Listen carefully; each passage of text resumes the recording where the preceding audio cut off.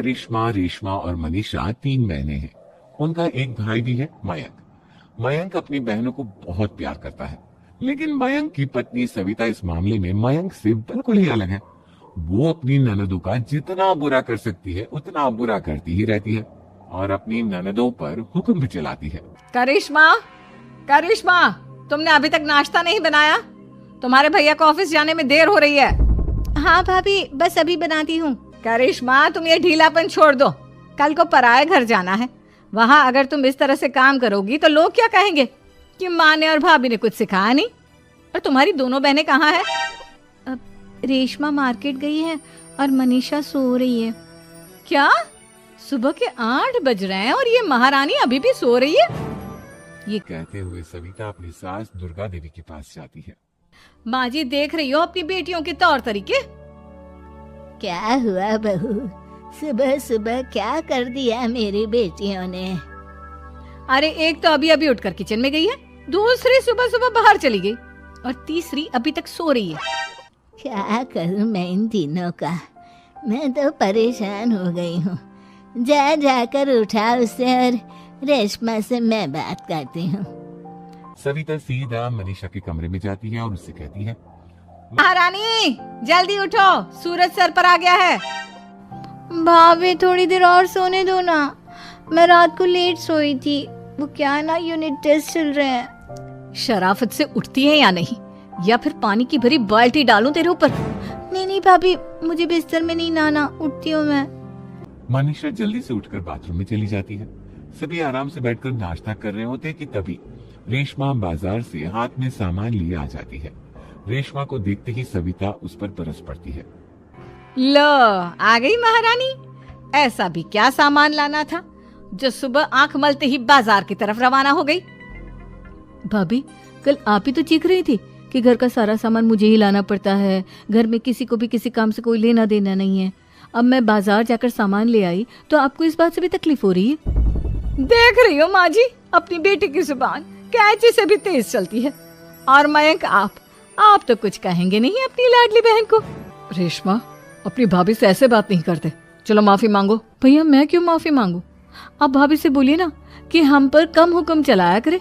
हम इस घर की बेटियां हैं और आपकी पत्नी की ननद है, नौकरानी नहीं। लो कर लो बात। इनकी भलाई के लिए कुछ भी बोलो तो इन्हें बुरा लग जाता है। इस घर में यही इज्जत है मेरी। देख लो माँ जी, आपकी बेटी किस लहजे में मुझसे बात कर रही है। सविता वहाँ से चली जाती है। मयंक को बहुत गुस्सा आता है, वो भी वहाँ से चला जाता है। फिर करिश्मा रेशमा को समझाती है। रेशमा, तुम्हें भाभी से माफी मांग लेनी चाहिए थी ना। लेकिन दीदी, मैंने कुछ किया ही नहीं, तो मैं माफी क्यों मांगू? हाँ का रेशमा दीदी, रेशमा दीदी जैसे ही घर में आई भाभी ही उन पर चिल्ला रही थी। हाँ, मैं मानती हूँ कि गलती भाभी की थी। मैं तो इसलिए बोल रही हूँ कि भाभी ने माँ को तो पूरी तरह अपने वश में कर लिया है। वो हमारी बात सुनती ही नहीं। मयंक भैया हमारे लिए हमेशा खड़े रहते हैं, इसलिए उनकी बात का मान तो तुम्हें रखना चाहिए था ना। कोई फायदा नहीं दीदी, कुछ दिनों की बात और है, भाभी उन्हें भी हमारे खिलाफ भड़का देंगी। फिर वो भी माँ की तरह हमारी किसी बात का विश्वास नहीं करेंगे। इसी तरह सविता अपनी तीनों ननदों को किसी न किसी बात पर परेशान करती रहती थी। एक दिन मयंक अपनी तीनों बहनों के लिए गिफ्ट लाया। रेशमा, ये तुम्हारे लिए हार का सेट। रेशमा, तुम्हारे लिए सुंदर सी ड्रेस। और मनीषा, तुम्हें किताबें पसंद है ना, तुम्हारे लिए किताबें लाया हूँ। थैंक यू भैया, थैंक यू भैया, थैंक यू भैया। करिश्मा, तुम्हारा नेकलेस कितना सुंदर है, ये भैया कहाँ से ले आए होंगे? मैंने भैया को 3 दिन पहले फोन पर ये डिजाइन दिखाया था और आज भैया ये ले आए। सविता तो अपनी ननदों के गिफ्ट्स देखकर जल गई और करिश्मा का नेकलेस तो उसे भी बहुत पसंद आया था। अपनी बहनों के लिए कितना अच्छा नेकलेस लेकर आए हैं, मुझे कभी कोई गिफ्ट नहीं दिया। मैं आज ही ये हार चुरा लूंगी। रात में सविता करिश्मा का हार चुरा लेती है और इसी तरह उसे अपनी ननदों की जो भी चीज अच्छी लगती वो उसे मांगती नहीं, बल्कि रात के अंधेरे में चुरा लेती। इसी तरह दिन बीतते गए और सविता ने मयंक के दिल में भी उसकी बहनों के लिए नफरत पैदा कर दी। एक दिन मयंक ने करिश्मा और रेशमा के लिए रिश्ता देखा और ये बात उसने घर में सबको बताई। माँ, करिश्मा और रेशमा के लिए बहुत अच्छा रिश्ता आया है। वो लोग कल इन्हें देखने आ रहे हैं। आप और सविता मिलकर सारी तैयारी कर लेना। ये सुनकर करिश्मा और रेशमा खुश हो जाती हैं, लेकिन सविता सोचती है, अगर इन दोनों बहनों की शादी हो गई तो घर और बाहर का काम कौन करेगा? मनीषा तो एक नंबर की कामचोर है, उससे तो किसी बात की उम्मीद लगाना ही बेकार है। मुझे इस शादी को रोकना होगा। अगले दिन सभी लड़के वालों के स्वागत की तैयारी करने में लगे होते हैं। तभी मयंक अपनी बहनों से आकर कहता है, तैयार हो गए? तुम दोनों देखो, दोनों लड़के बहुत अच्छे हैं, मैं कोई कसर नहीं छोड़ना चाहता, इसलिए तुम उनके सामने अच्छे से बिहेव करना और अपनी भाभी से लड़ने मत लग जाना। करिश्मा, तुम वो नेकलेस पहन लो ना जो मैं तुम्हारे लिए लाया था। भैया मैं बहुत देर से वो नेकलेस ढूंढ रही हूँ, लेकिन मुझे मिल ही नहीं रहा। क्या तुमने नेकलेस खो दिया? तुम्हें पता भी है वो कितना महंगा था? तुम कोई काम ढंग से नहीं कर सकती। मयंक गुस्से में वहां से चला जाता है। थोड़ी देर बाद लड़के वाले भी आ जाते हैं। वो दोनों बहनों को पसंद कर लेते हैं और रिश्ता पक्का हो जाता है। लेकिन सविता के दिमाग में तो कुछ और ही खिचड़ी पक रही थी। वो पंडित जी के पास करिश्मा की कुंडली लेकर जाती है और उन्हें पैसे देकर करिश्मा की कुंडली बदलवा देती है। जब लड़के वालों के पास करिश्मा की कुंडली जाती है तो वो दुर्गा को फोन करते हैं। बहन जी, हमने करिश्मा की कुंडली अपने पंडित जी को दिखाई थी। आपकी बेटी की कुंडली नहीं बल्कि दोषों का पिटारा है। देखिए, मैं और मेरे पति इन सब बातों में बहुत विश्वास करते हैं, इसलिए हम आपकी बेटी से अपने बेटे की शादी नहीं करा सकते। इस तरह करिश्मा का रिश्ता टूट जाता है और सभी घर वालों को बहुत दुख होता है। अब कविता सोचती है, चलो करिश्मा का तो रिश्ता टूट गया, अब रेशमा का भी रिश्ता तोड़ना है। क्या करूं क्या करूं?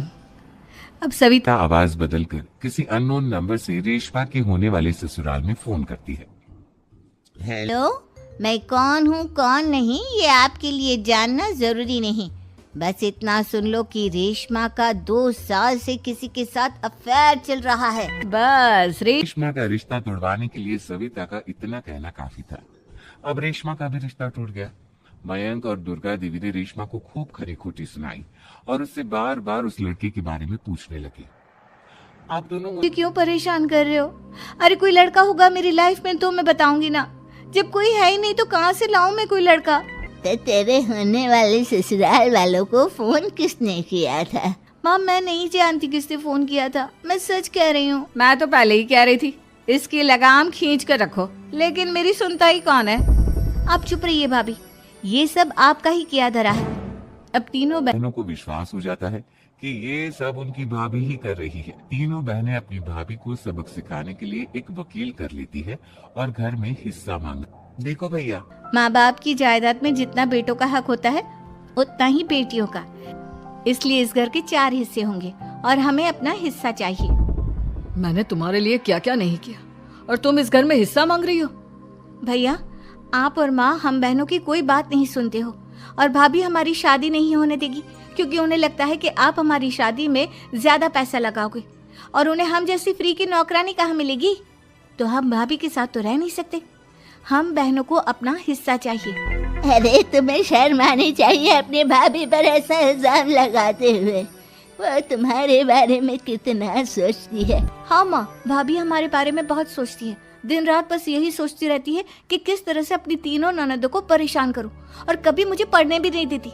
दोनों बहनों का रिश्ता भी तो इन्होंने ही तोड़वाया है और रात में हमारे कमरे में आकर हमारी चीजें भी चुराती हैं। इसी तरह सविता की तीनों ननदें अपनी बात पर अड़ी रही। अब कोर्ट में तारीख भी शुरू हो गई। जब सविता को लगा कि उसकी तीनों ननद इतनी आसानी से नहीं मानने वाली, तो उसने अपने पति और सास को सारी सच्चाई बता दी और अपनी तीनों ननद से माफी मांगी। मयंक और दुर्गा को भी अपनी गलती का एहसास हो गया। अब सविता खुद करिश्मा और रेशमा के लिए अच्छा रिश्ता ढूंढती है और उनकी शादी करवाती है।